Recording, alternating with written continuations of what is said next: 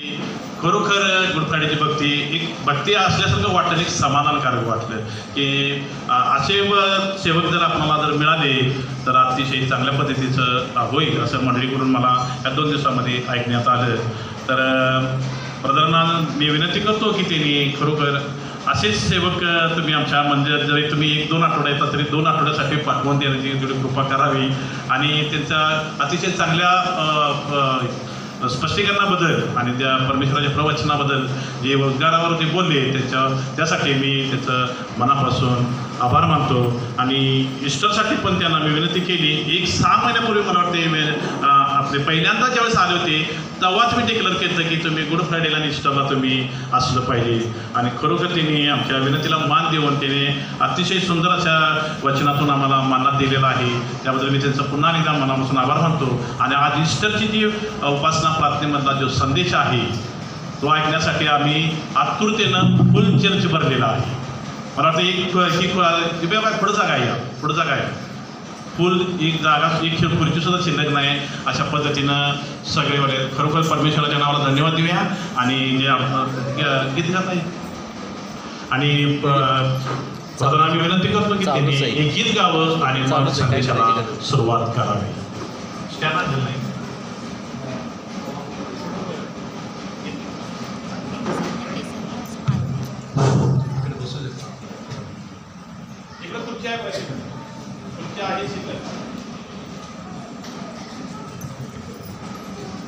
नमस्कार. जोरात म्हणाल का हालेलुया हालेलुया. दुःखी आहात ना? नाही जागे आहात. ठीक आहे. त्या गीताद्वारे आपण नेहमी देवाशी बोलण्याचा प्रयत्न करूया. मी आभार मानतो सर्व आपल्या सभासदांचं, महिला मंडळाचं, वडील वर्गांचं, संडे स्कूल टीचर, त्याचबरोबर देवाचे सेवक इथं आलेले आहेत त्यांचेसुद्धा, की पुन्हा एकदा या ठिकाणी आपण पवित्र मंदिरात येऊन आपण देवाची स्तुती करत आहोत. आपण गीत गाऊया. येत असेल तर काय प्रॉब्लेम नाही आहे. पण त्या गीतातले शब्द जरा समजून घ्या. तो गीतकार काय म्हणतो, बरोबर आहे ना? ठीक आहे. समर्पण येशू तुझे,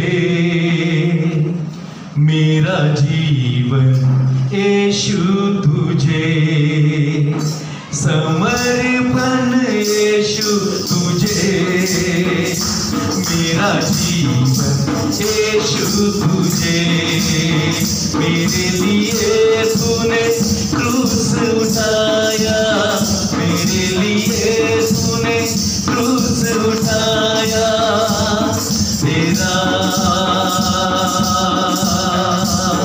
शुक्रिया, तेरा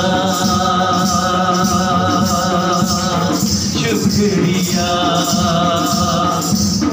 जब तक जीऊंगा तेरे लिए यीशु, और मैं मरूंगा तुझ में यीशु. जब तक जीऊंगा तेरे लिए यीशु, और मैं मरूंगा तुझ में यीशु. तेरा नाम सुनाने के खातिर दुनिया से मैं लड़ूंगा, तेरा नाम सुनाने के खातिर दुनिया से मैं लड़ूंगा. तेरा नाम सुनाते सुनाते मैं तो मरूंगा, तेरा नाम सुनाते सुनाते मैं तो मरूंगा. समर्पण येशू तुझे, मेरा जीवन येशू तुझे, समर्पण येशू तुझे, मेरा जीवन येशू तुझे, मेरे लिए तूने क्रूस उठाया, मेरे लिए तूने क्रूस उठाया, तेरा शुक्रिया, तेरा शुक्रिया. यीशु तू है मार्ग हमारा, सत्य तू ही जीवन सारा, यीशु तू है मार्ग हमारा, सत्य तू ही जीवन सारा। तेरे साथ के खातिर दुनिया से मैं लड़ूंगा, तेरे साथ के खातिर दुनिया से मैं लड़ूंगा। तेरा नाम सुनाते सुनाते मैं तो मरूंगा, तेरा नाम सुनाते सुनाते मैं तो मरूंगा। समर्पण यीशु तुझे, मेरा जीवन यीशु तुझे, समर्पण यीशु तुझे, मेरा जीवन यीशु तुझे। मेरे लिए तूने क्रूस उठाया, मेरे लिए तूने क्रूस उठाया, तेरा शुक्रिया, तेरा शुक्रिया। धन्यवाद। बोले येशू मसीह की, बोले येशू मसीह की। आणि कोणाला गायचं आहे का, नाही तर चालू करूया। चला डोळे बंद करूया। स्वर्गीय प्रभू, मी तुला धन्यवाद देतो। आजचा दिवस तू दाखवल्याबद्दलही तुला धन्यवाद देतो। आज तुझ्या प्रियजनांना मी तुझ्या परमेश्वरा चरणाजवळ घेऊन येतो। ते चरण तुझे परमेश्वरा ज्याच्या घरामध्ये जातात ते घर आनंदित होतं। जसं तुझं परमेश्वरा चरण त्या शताधिपतीच्या घरात गेले आणि त्या शताधिपतीच्या घराला तारण मिळालं, जसं तुझं चरण प्रभू येशू जक्कईच्या घरामध्ये गेलं, त्या जक्कईला तारण मिळालं, तेच तुझे चरण आज या पवित्र स्थानामध्ये येऊ दे।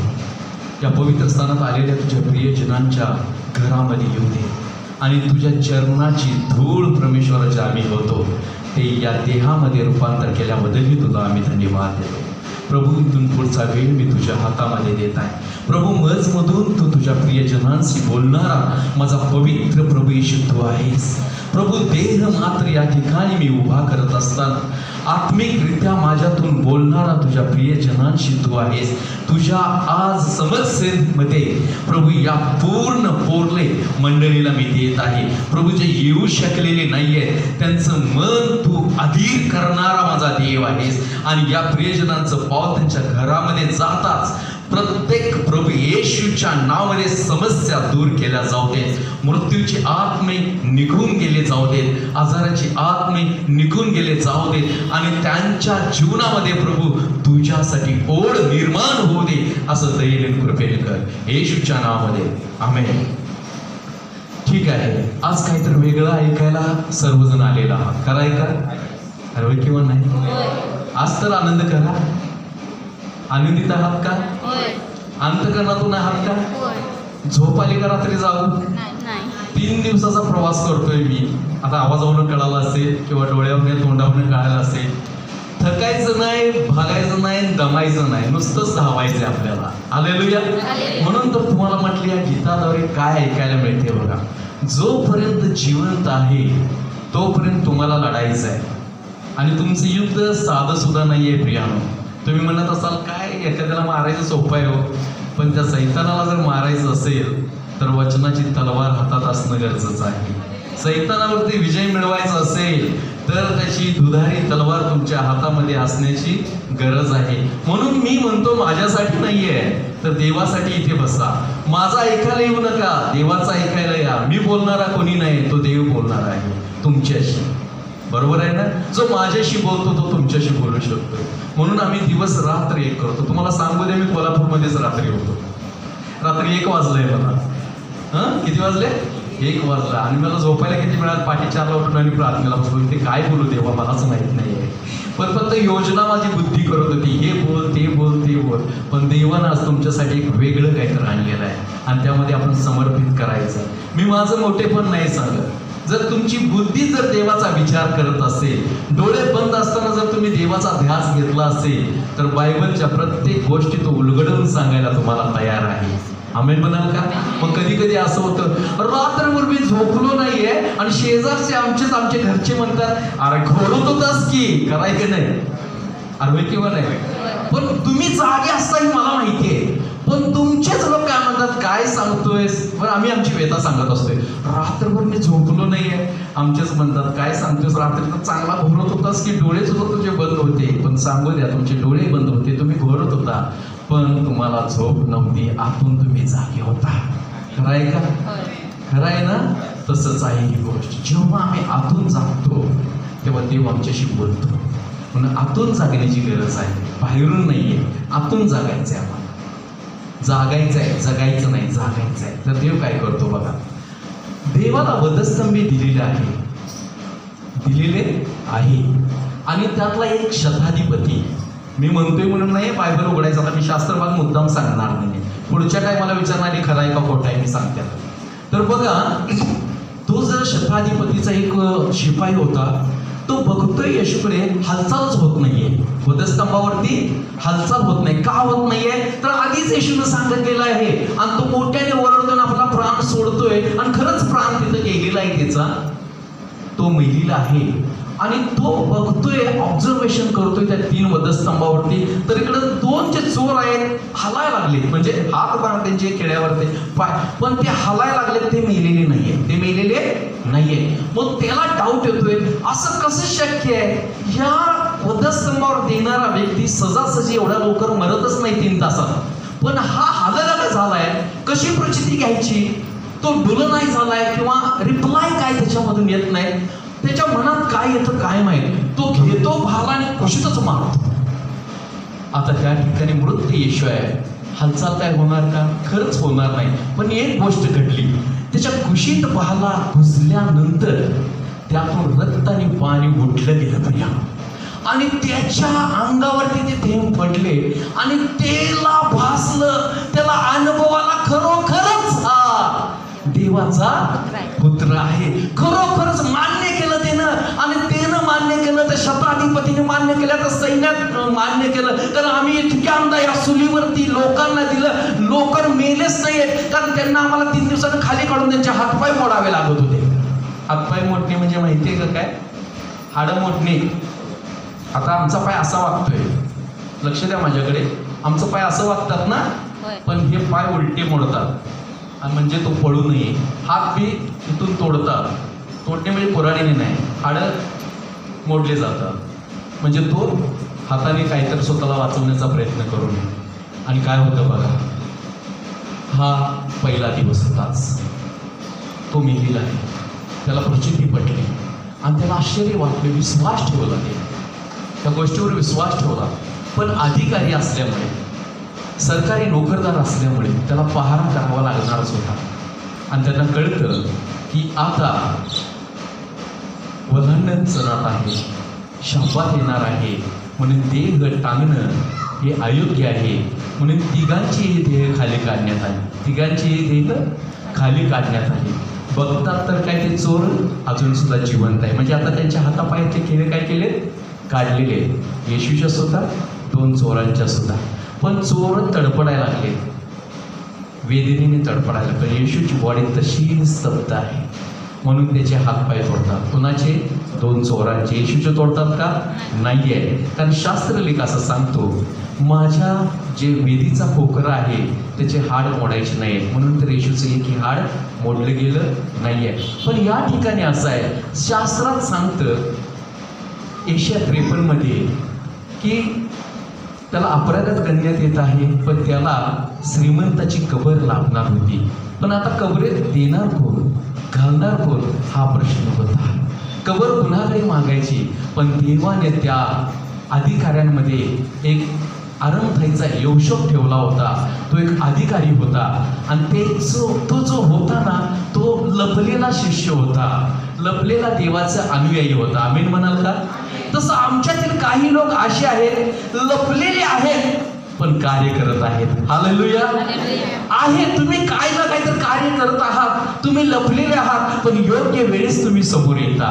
ही देवाची योजना आहे. म्हणून असं समजू नका कुठेपर्यंत लपूनच करायचं आहे. तुम्हाला सांगू दे, जे लपून करताय ते चांगलंच आहे, कारण तो योग्य वेळी समोर आला.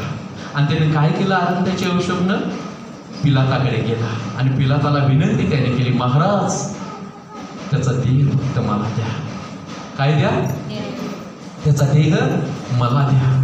विचार करा, अनेक रक्ताची नाती जोडले होते, अनेक शिष्य होते, अनेक बरं झालेली लोक होते.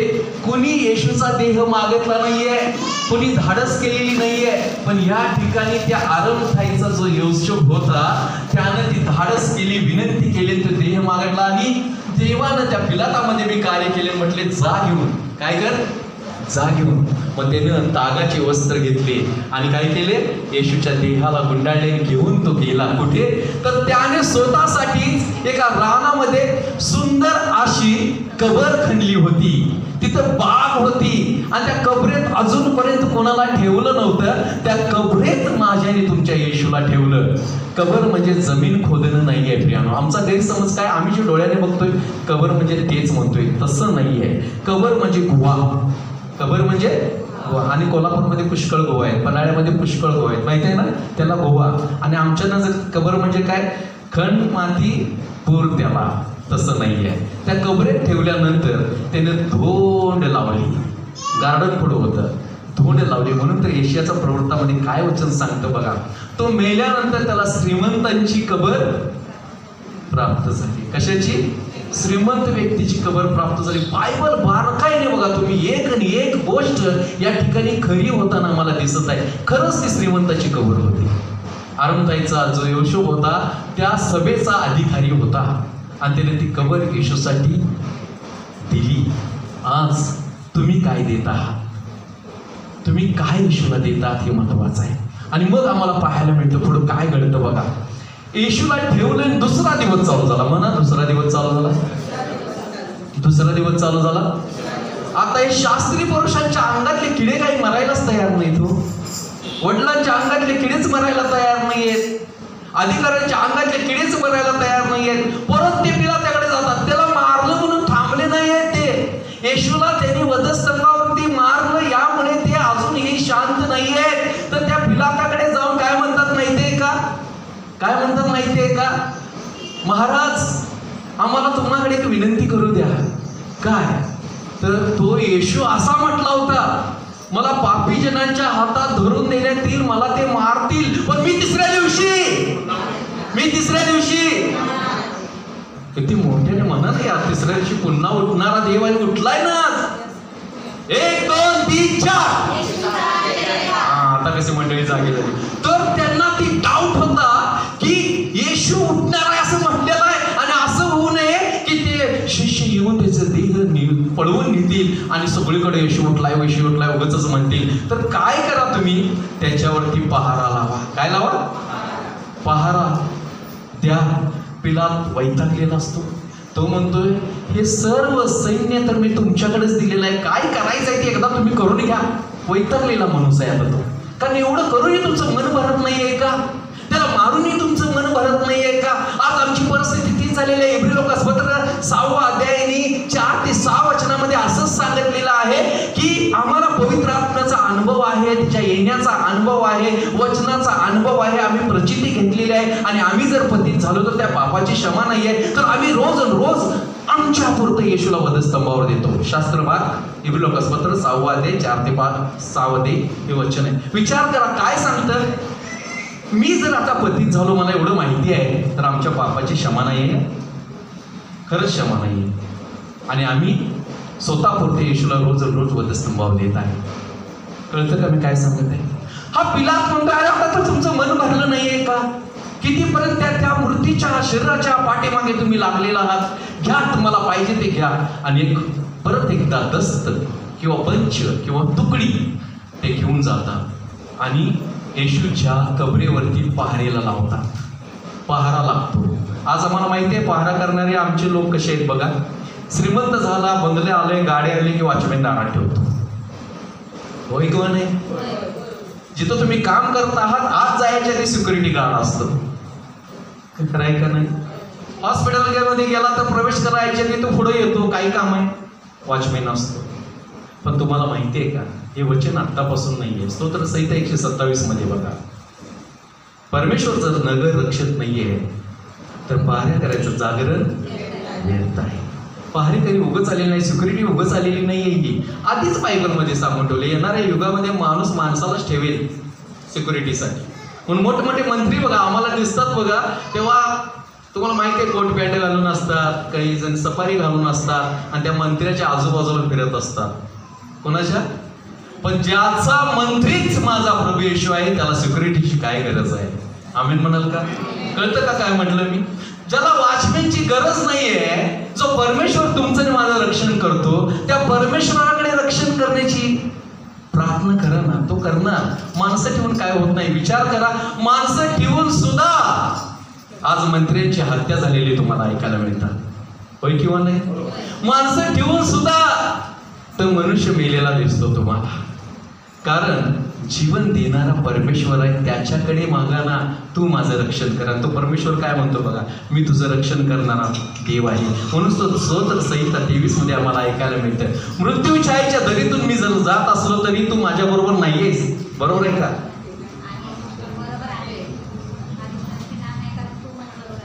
पण मी उलट बोललो होतो. ठीक आहे, असू दे. मृत्यू छायेच्या दरीतून मी जात असलो तरी तू मज बरोबर आहेस, मी कशालाही भिणार नाही. आज काय गरज आहे सिक्युरिटी ठेवण्याची? कारण माणसं स्वतःला माणसापासूनच असुरक्षित त्यांना वाटत आहे. आणि कधी ऐकलंय का तुम्ही आतापर्यंत? बघा, माझ्या तर जीवनामध्ये मी कधी पाहिलं बी नाहीये, ऐकलं नाही. तुम्ही सुद्धा पाहिलं नाही, ऐकलं नाही. जर तसं असेल तर हात वर करा, मी मान्य करेन. आमच्यातला प्रियजन मेलाय ना, मी तिथं सिक्युरिटी गार्ड ठेवलाय. हात तर वर करा. लास्टला समजतंय का? लास्टला समजतंय का? अरे हात तर वर करा. समजतंय का? नाही ना? बरोबर आहे ना माझं? मी सांगतो, माझे आजा पंजा सगळे मेले, पण आमच्या घरातल्यांनी कधीच म्हटलं नाही की अरे बाबा ते सिक्युरिटी ठेवायची गरज आहे बाबा, ते मेलाय माणूस तिथं जायला थांबायला पाहिजे. पण सांगू द्या, तुमच्या आणि माझ्या प्रभूच्या देहाचे संरक्षणासाठी नाही तर ऑब्झर्वेशन करण्यासाठी कोणी काय करते का, कोणी काय पळवते का? म्हणून त्या ठिकाणी सैन्याचा बंच थांबलेला आहे बघायला कबरेत काय होते का. Hallelujah, hallelujah. जरा बरोबर आहे ना ही गोष्ट? सगळ्यांना कळते. मी का सांगत आहे माहिती काय? पहिला असा माझा प्रभू येशू आहे की त्याच्या डेड बॉडीला संरक्षण दिलं जात नाहीये, तर ऑब्झर्वेशनसाठी ठेवलेले. बघ काय होते का, कोणी येते का? ही जगातली आश्चर्याची घटना आहे. आतापर्यंत कुठं होणारही नाहीये आणि झालेलीही नाहीये. आणि त्या ठिकाणी पहारा लाभलेला आहे. पण जी होणार आहे ती थांबणार नाही आहे, ही गॅरंटी तुम्हाला आणि मला बी आहे. जी होणार आहे ते होणारच. दुसरा दिवस आहे आणि बऱ्या तिसऱ्या दिवशी पहाटे काय होतं बघा, काय होतं बघा. पहाटेच्या वेळी दूत येतो, धोंड बाजूला सरकवतो आणि देवाचं वचन काय सांगतं बघा, ज्यानं मला भोकसलंय तो मला पाहणार आहे. हे वचन तिथं खरं ठरतं. ज्या शिपाईने त्याला भोकसला असतो तो सुद्धा झोपेतच होता आणि त्याने पाहिली की धोंड बाजूला सरकलेली आहे. येशू त्या ठिकाणी नाहीये आणि त्यानं आपल्या सैन्यांना सांगितलं, जागे व्हा, येशू उठला आहे. जागे व्हा, येशू उठला आहे. आणि बघा कबर मोकळी आहे आणि ते आनंदित झाले. आणि जाता जाता आमच्यातल्या सुंदर बायका पुढे आल्या. पुरुष नाही आले. मी वाईट म्हणत नाही, सांगण्याचा अर्थ वेगळा आहे. स्त्रिया जरा अशा झाल्या, माणसं म्हणणार काय सांगते, बायकांचंच गुणगान नाहीये. पण स्त्रिया खूपच त्या बाबतीत चांगल्या आहेत. सुगंधित तेल तिसऱ्या दिवशी लावण्यासाठी घेऊन येतं आणि ते सैन्य पळत आहे, धावपळ करत आहे.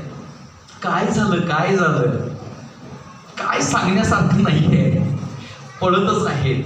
आर प्रभूच नाहीये, तिथं उठला आहे. त्या स्त्रियांना बी आश्चर्य वाटतं, वाकून बघतात, खरंच येशू उठला आहे. मग आता या सैन्यांना देवदूतांनी काही सांगितलेलं नाहीये, तरी ते पळून कुठे जातात बघा. जे शास्त्री आहेत, जे पुरुष आहेत, जे वडील वर्ग आहे त्यांच्याकडे जातात आणि पहिली सुवार्ता तेच सांगतात. पहिली सुवार्ता तेच सांगतात आणि काय करतात, शास्त्र्यानो, पुरुषांनो, वडील वर्गानो, प्रभू उठला आहे. खरोखर उठला आहे म्हणा ना. मग रिस्पॉन्स द्यायची जरा तिथे. ते वचनातच लगेच गेलो आम्ही. काय आता पुढे तुम्हीच बोलणार आहे मला माहिती आहे. आम्ही कशाला बोलून आमचा जीव खर्च करू, रक्त खर्च करू. मग त्या ठिकाणी ते म्हणतात प्रभू उठला आहे, खरोखर उठला आहे. मग ते म्हणतात, अरे हे काय सांगायला लागलाय तुम्ही पाहिलात का, ते खरं आहे का? तो तर म्हणतोय शिपाई, अरे मीच भोकसलो होतं त्याला, त्याच्या कुशीत भाला मीच मारला होता आणि आणि मीच त्याचं परीक्षण केलं होतं की तो मेला आहे. मी जेव्हा त्याला भाला मारला तेव्हा त्याच्या कुशीतलं रक्त आणि पाणी उडलं आणि मी तपासणी केली त्याची, तो मेला होता. आणि मीच तो अधिकारी आहे की त्या 2 चोरांचे हातपाय मोडले. पण येशूचा देह हल्ला नाही, तो नक्कीच मेला होता, उठून जाऊ तर शकतच नव्हता. ही पहिली सुवार्ता सांगण्यात आले ह्याने आपल्या टोपलीत हात घातला. कोणी? शास्त्री, फरीसी आणि वडील वर्गाने पैशाच्या थैल्या घेतल्याने त्यांच्या हातातच दिल्या. हा थांबा, येशू उठला आहे, तुमच्यासाठी माहिती आहे, आम्हाला माहिती आहे, पण आता ही सुवार्ता तुम्ही जाऊन सांगू नका लोकांना. हे पैसे घ्या आणि काय करा, तोंड बंद करा आणि आता असं जाऊन सांगा की प्रभू उठला नाही आहे, तर त्या शिष्याने येऊन त्याचा देह पळवून नेलाय. कुठे नेला, काय नेला आम्हाला माहित नाही आहे, असं सगळ्यांना सांगा. पैशा पुढे सुवार्ता थांबली गेली प्रियानो. त्याचं जीवन बदललं होतं, त्याने विश्वास ठेवला होता, त्या तारणाचा अनुभव त्याने घेतला होता आणि आता पैशाच्या पुढे तो प्रभूला नाकारण्यासाठी तयार झाला. अनुभवातून परत तो पापात पडला. पैसे इतके महत्वाचे त्यांना ठरले. आणि आजकाल तुम्ही बघताय सरकारी खात्यामध्ये पैसे घेतल्याशिवाय कामच होत नाही. आम्ही सुद्धा दिल्या वाचून काम करून घेतच नाहीये. आणि आज सुद्धा आमचे लोक पैशा पुढे आपली धार्मिकता विकायला सुद्धा भेट नाही. खरं आहे का नाही? विचार करा, आज जर मी म्हटलं चल तुला आजची हजेरी देतो, चर्च काय नेहमीच आहे की पैसे मिळणार नाही, कामाला मात्रच आहे, पण तुम्हाला सांगू द्या वचन हे तुम्हाला परत मिळणार नाहीये. आमेन म्हणून का? हे वचन परत तुम्हाला मिळणार नाहीये. म्हणून मंदिरात यायचं बंद करू नका. घरात सर्व गोष्टी बिघडल्या जातील, याचं कारण त्या सैतानाची इच्छा असते की तुम्ही मंदिरात जाऊन वचन ऐकू नये, तर गपखार घरात बसावं. म्हणून अडचणीवर अडचण येत असते. पण तेव्हा समजून घ्या, जेव्हा अडचण येते तेव्हाच मंदिराकडे येत जा, देव कार्य करेल. म्हणून तर एक देवाचं वचन सांगतं, खड्ड्यात ते पडतं जे उगवतं, खड्ड्यात ते पडतं जे उगवतं. म्हणून आम्ही अनेकदा संकटात पडलेलो आहे, अनेक वेळेस दुःखात पडलेलो आहे, अनेक वेळेस आजारात आम्ही पडलेलो आहे. पण काळजी करू नका, तुम्ही ते उगवणारे आहात. जसं यहोशू खड्ड्यात पडला, उठला आणि मिसरचा अधिपती झाला, तसं देव तुम्हाला जर ताकद असेल दुःखात, संकटात, क्लेशात, तर तुमच्याकडून काहीतरी करून घेण्याची योजना त्याची आहे. म्हणून देवाचं वचन सांगतं, मातीत धान्यांचा दाणा पडल्याशिवाय तो वरती पिकांना देत नाहीये, तसं तुम्ही आहात. भिवू नका, घाबरू नका, सुवार्ता थांबवू नका. आणि काय होतं बघा, त्या ज्या स्त्रिया असतात त्यांना देवदूत भेटतो आणि देवदूत काय म्हणतो, इथे प्रभू नाही ज्याचा तुम्ही शोध करता, तो उठला आहे, प्रभू उठला आहे. हे सुवार्ता ऐकली. आणि आज सुद्धा आमचे लोक बघा, माझी इथली मी पद्धत मोडून काढली.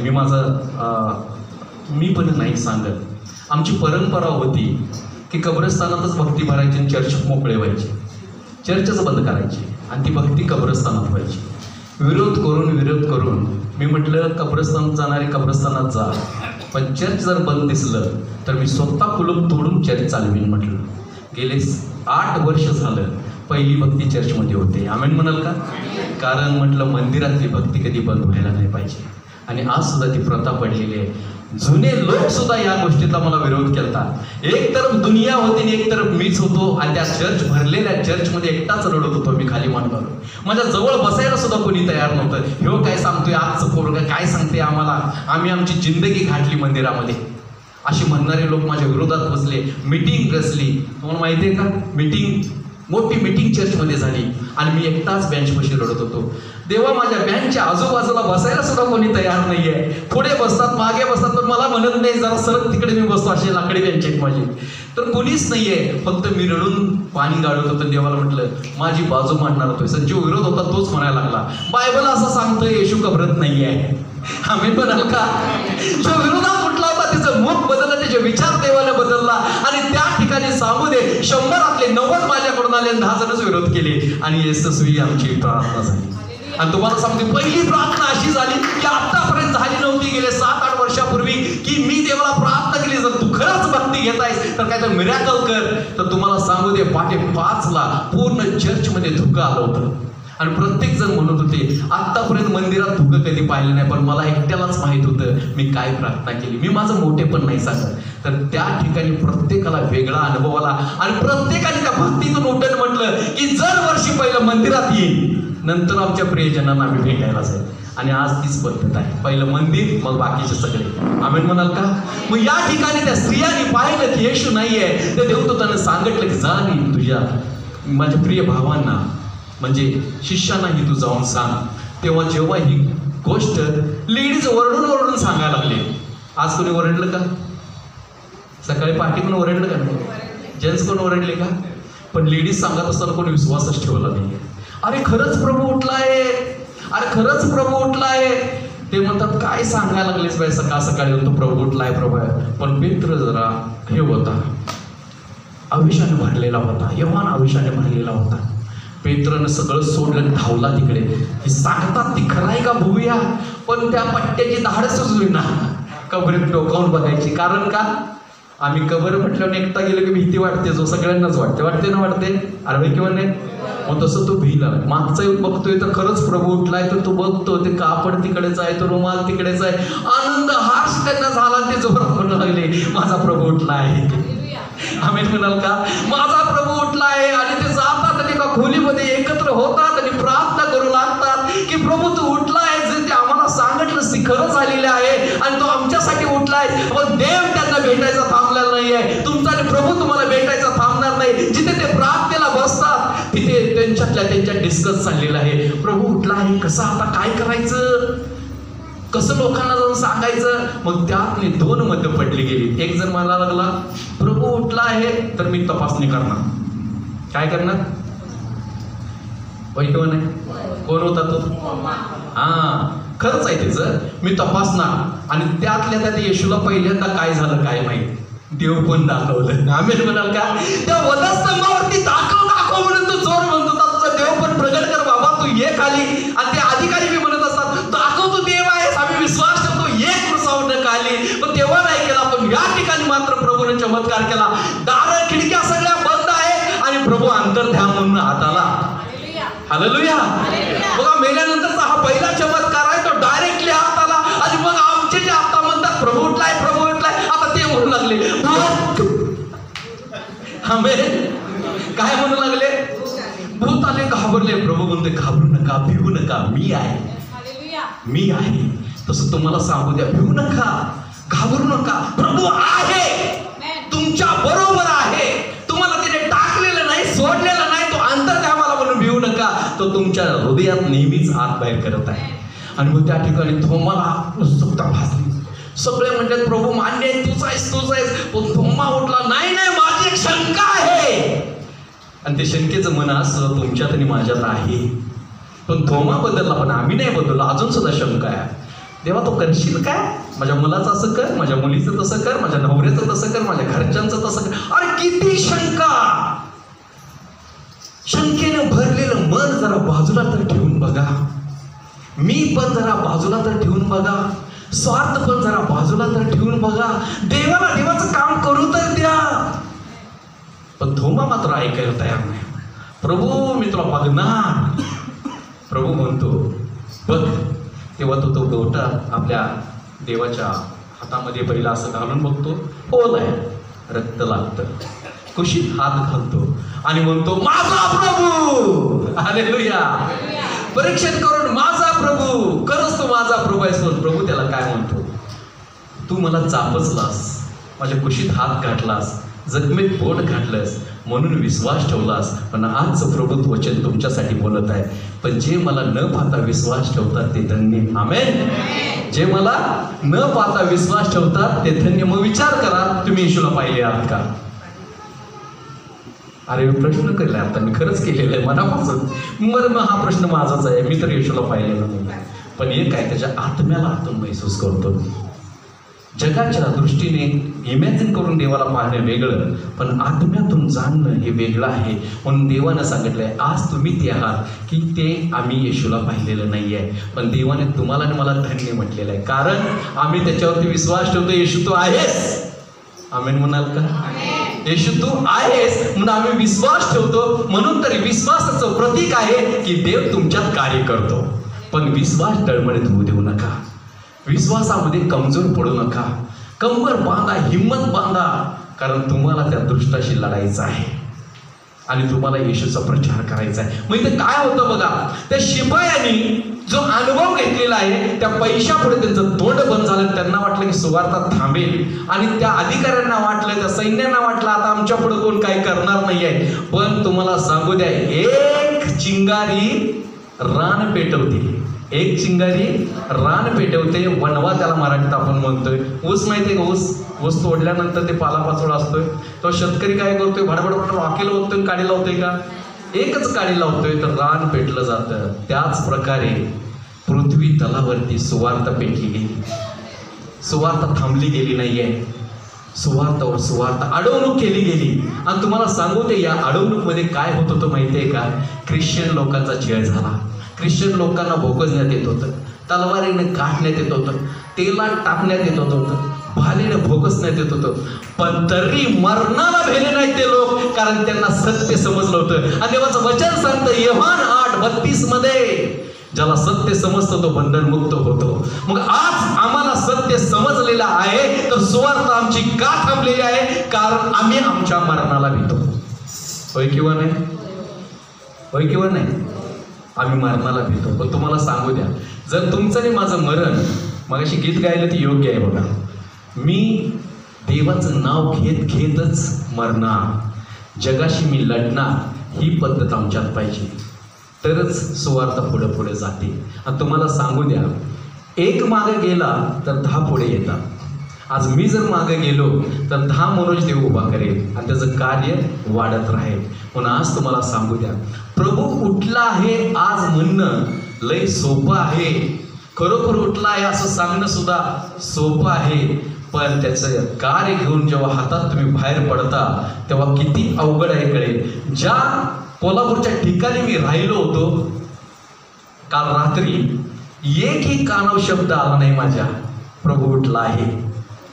मी माझ्या बहिणीला विचारलं, अशा कशा ठिकाणामध्ये तू राहिलीस की माझ्या कानावर रात्री 1:30 एकही शब्द आला नाहीये? म्हटलं माझं गाव परवडलं, रात्रभर आम्हाला झोपू देत नाहीये आणि दिवसाचंही झोपू देत नाहीये.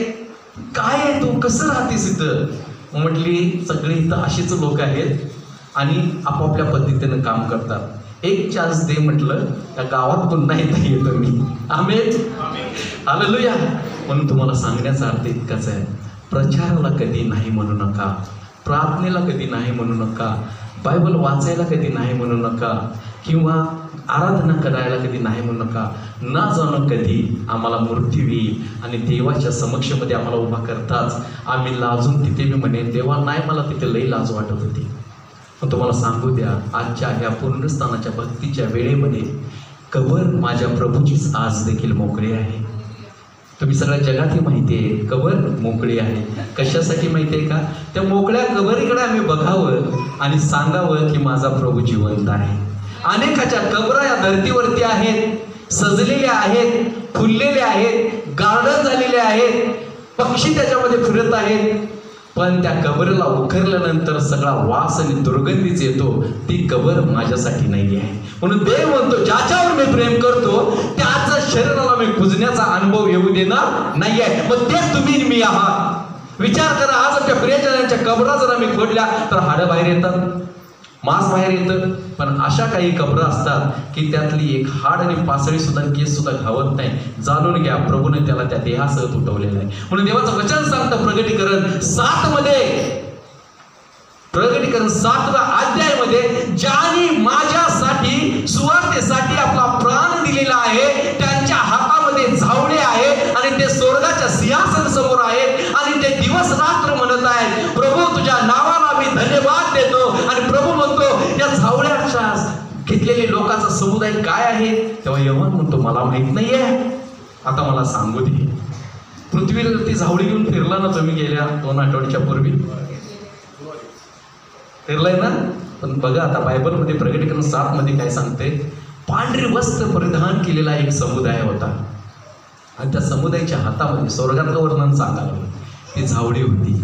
आणि परमेश्वर तो माझा येशू तो योहानाला दाखवत आहे, झावळे घेतलेले लोक कोण आहेत बघ, पांढरे जगे घातलेले लोक कोण आहेत बघ, त्यांनी माझ्या प्रचारासाठी आपल्या जीवाचं हाल करून घेतलेलं आहे. आणि ते आज स्वर्गात माझा धन्यवाद करत आहेत. विचार करा, पृथ्वीचं पहिलं झाड असं आहे ते म्हणजे ते झावळी, ते स्वर्गात आहे. आमेन. कुठल्या झाडाचा उल्लेख बघायला मिळतो? फक्त जीवनाच्या झाडाचा मिळतो. त्याचबरोबर या झावळीचा उल्लेख मिळतो. म्हणून विचार करा, आम्ही झावळी घेत असताना सुद्धा त्याचा जय जयकार केला, पण आम्ही नाकारलं. पण लक्षात ठेवा, जर झावळी हातात पकडला आहे तर तुम्हाला ते वर्ष त्या झावळीमध्येच घालायचं आहे. न जाणून ती झावळी तुम्हाला स्वर्गात कधी घेऊन जाईल सांगता येणार नाही. आमेन. म्हणून देवाला धन्यवाद त्या आजच्या दिवसासाठी. उगाच कुठली घटना घडत नाही आहे, त्याच्या मागं काही ना काहीतरी कारण असतं. आणि त्या प्रभूचं इतकंच जिवंत होण्याच्या पाठीमागचं कारण आहे की तो जिवंतांचा आणि मेलेल्यांचा देव असावा. आमेन म्हणाल का? आता 3च दिवस का, असा प्रश्न सगळ्यांनाच पडतो. 3च दिवस का? आणि असं विचारल्यानंतर येशू सुद्धा म्हणतो, योनाशिवाय मी दुसरं काही उदाहरण तुम्हाला देणार नाही. सॉरी, योनाशिवाय मी दुसरं तुम्हाला उदाहरण देणार. जसा योना माशाच्या पोटात 3 दिवस राहिला, तसा मनुष्याचा पुत्र कबरेत राहील. मग 3 दिवस देवाने काय केलं? अनेक लोक माझ्याकडे येतात चर्चेला आणि उगाचच मला सतवत असतात. मग देवाने 3 दिवस काय केलं रे बाबा? तुम्हाला पडलाय ना प्रश्न येऊन? पण तुम्हाला सांगू दे, 3 दिवसात काय झालं? मोठे युद्ध झालं आणि सुवार्ता सुद्धा झाली. येशू ख्रिस्त त्या अधोलोकात गेला. ज्या मर्माच्या जागा त्या सैतानाने आपल्याकडे ठेवल्या होत्या, ते प्रगटीकरणामध्ये तुम्हाला वाचायला मिळेल. ते अधिकार काढून घेतले, त्याची सत्ता तोडली, मरणाची सत्ता तोडली आणि त्याच्यावरती विजयी झाला. आणि त्याने काय केलं? जे मृत झालेली लोक आहेत त्यांना मी सुवार्ता सांगितली, मीच तुमचा देव आहे. आमेन म्हणाल का? इतकं प्रेम. अरे मी पापात पेलोय, मी देवाची कधी आठवण केलेली नाही, असा मी त्या ठिकाणी पूर्ण गेलो होतो. त्या ठिकाणी माझा सुवार्ता प्रभू सांगतोय की मी तुझा जिवंत देव आहे. आता तर जाणून घेतलंस का? तेव्हा मी म्हटलं, होय प्रभू, मी आता तुला जाणून घेतले. त्यांनी क्षमा केली. म्हटलं, चल आता माझ्या बरोबर जायचंय तुला. म्हणून तर 3 दिवस देवानं कबरेत राहून पाहिलं. कारण का? असं कोणी म्हणू नये की प्रभू मी तुला ओळखत नाही आहे. आणि सुवार्ता सांगण्यात आली. आज ती सुवार्ता सांगण्याचं तुम्हाला काम देवानं दिलेलं आहे. प्रभूला पुढे घेऊन सांगा, त्याच्यासाठी काहीतरी करायला शिका. जसं आम्ही लेकरांसाठी कष्ट करतो, त्यांचं जीवन सुखी बनवण्याचा प्रयत्न करतो, तसाच प्रभू येशू तुमचं जीवन सुखी करण्यासाठी तो प्लॅनिंग करत आहे, योजना करत आहे. त्या योजनेच्या समोर तर येऊन बघा. अनेक लोक जगण्यासाठी पैसे खर्चतात, पण पैसा संपेल पण ते जीवन त्याला मिळत नाही आहे. पण जो येशूकडे येतो तो जीवनाचा झरा तुमच्या जीवनात वाहायला लावतो. आमेन म्हणाल का? म्हणून देवाकडे मागा, जितकं आहे तितकं तुझ्यासाठी मी खर्च करेन. आमेन. चला डोळे बंद करूया. स्वर्गीय पिता, मी तुला धन्यवाद देतो, तुझ्या नावाला मान महिमा गौरव देतो. आजच्या दिवसामध्ये प्रभू सुंदर असं परमेश्वरा वचनातून तुझ्या प्रिय लोकांची माझ्याशी तू बोलल्याबद्दल मी तुला धन्यवाद देतो. प्रभू, आजच्या या पुनरुत्थानाच्या भक्तीमध्ये तू आम्हाला नव्याने अनुभव देऊ दे आणि तुझ्यामध्ये आम्हाला जीवन जगू दे. प्रभू, ज्याप्रमाणे थोमा अविश्वासू होता त्याच प्रकारे आत्तापर्यंत मी तुझ्याकडे अविश्वासानं आलेलो होतो, पण मी विश्वास ठेवतो की तू जिवंत देव आहेस. आणि पोरले ह्या तुझ्या प्रियजनांना तुझ्या हातामध्ये देतो, तुझ्या इच्छेने चालव, तुझं कार्य त्यांच्या जीवनामध्ये घडू दे. आणि प्रत्येकाला तू प्राचारण केलेलं आहेस ते प्राचारण पूर्ण केलं जाऊ दे, येशूच्या पवित्र नावामध्ये. आमेन.